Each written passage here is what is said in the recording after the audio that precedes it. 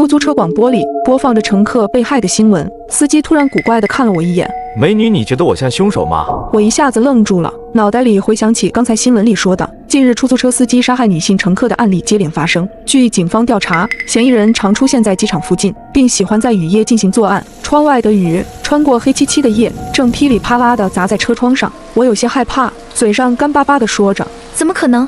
您如果是凶手，就不会这样问我了。”心里却警惕起来。现在车上只有我一名乘客，如果他是凶手，那我的处境岂不是变得很危险？你别紧张。司机哈哈笑了起来。我是看你太紧绷了，就想缓和一下气氛，可不是新闻里说的那个变态。我配合着讪讪地笑了笑。窗外愈来愈烈的雨势好像要把一切吞噬，包括我坐的这辆出租。我心里莫名不安，如果他在这个地方对我下手，可能我喊破喉咙也没有用。等回过神时，车子已经开出了快1公里，突然发现司机没开计价器，在我提醒他后，他才手忙脚乱地摸索了半天打开。总之业务看起来极其不熟练，本就敏感的我觉得有些不对劲。一个靠开出租挣钱的人，怎么会不知道打表呢？司机顿了顿，有些欲盖弥彰地解释：“我第一次开出租，还不咋熟练，姑娘你可别介意。”不知是不是心理原因，我感觉他在紧张，像是生怕我误会似的。我心里警惕，但还是客气地回了句：“没事。”咚咚咚，后备箱里突然传来沉闷的撞击声，把我吓了一跳。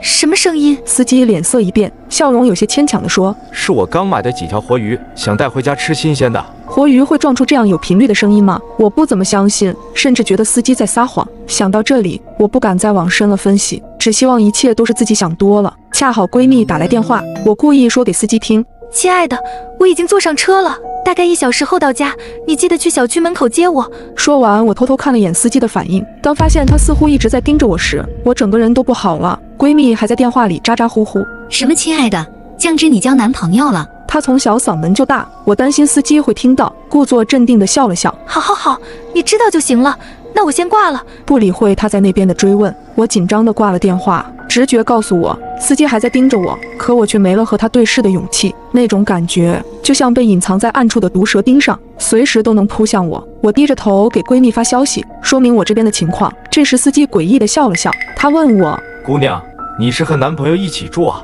我后背一僵，点了点头：“是啊，他警校毕业的，我们一起住的话，家里人也放心。”什么男朋友，什么警校毕业，都是我编的。我故意这样说，是为了警告司机，哪怕他真的是坏人，碍于我男朋友的身份，应该也不敢轻易伤害我。原本我以为自己这样说完，会从司机脸上看到可疑的表情，谁知他竟然感慨起来：“我也有个女儿，马上就要高考了，不过那丫头从小叛逆，也不好好读书，非要上什么艺术学校。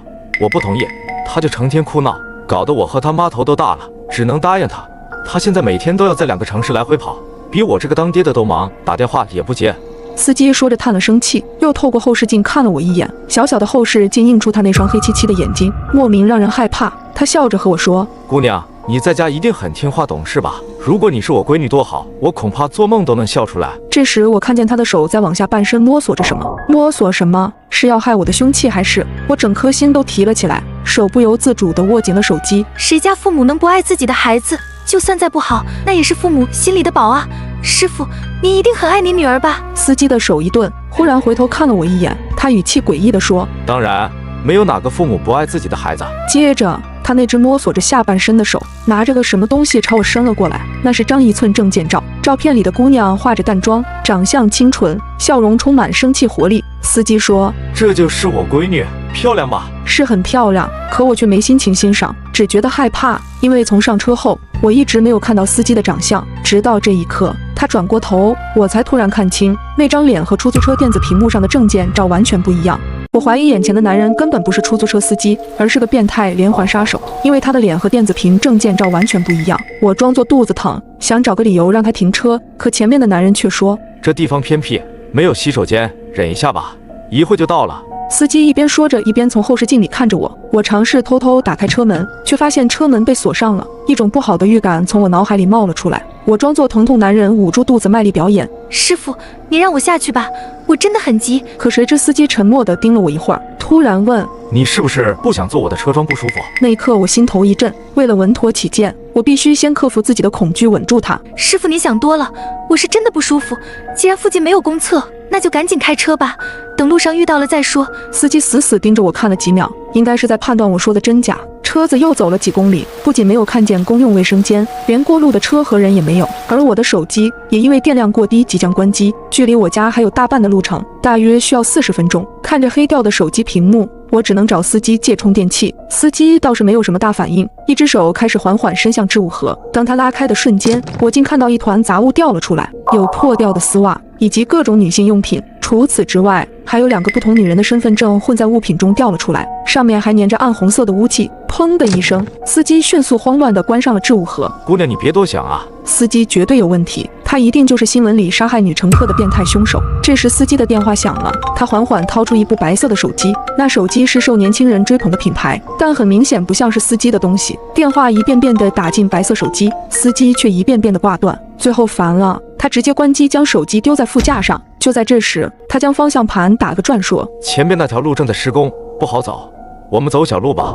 我内心的恐惧几乎达到了顶点。停车，停车！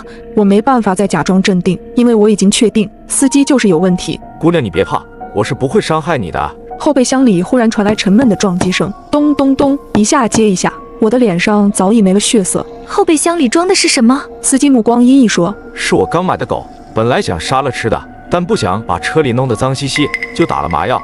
这会儿估计是麻药劲儿过了。刚才还说是活鱼呢，怎么又变成狗了？我当然不信。同时我心里有了一个可怕的猜测，后备箱里装着的恐怕是人，而且还有可能是个女人。就在这时，车子出问题停了下来，不知是玻璃碎片还是钉子扎破了轮胎。司机喘着粗气，阴沉地看着我：你老实坐在车上，不要乱跑，否则我可不能保证你的安全。他在威胁我。接着他直接下了车。跑不跑？跑的话，外面大雨瓢泼，我不知道这是哪里，可是不跑，独自面对变态司机，活下来的几率恐怕为0。我在沉闷的车厢里越来越焦躁害怕。咚咚咚，那个沉闷的撞击声再次传来，后备箱里还藏着个女人，我没法下车开后备箱，只能扳倒后备箱和女人取得联系。可我万万没想到，当我把椅背搬下来时，看到的却是一个被五花大绑的年轻男人，他的嘴被胶带封住，浑身都是伤，那双眼睛焦急地看着我，向我求救。我愣住了。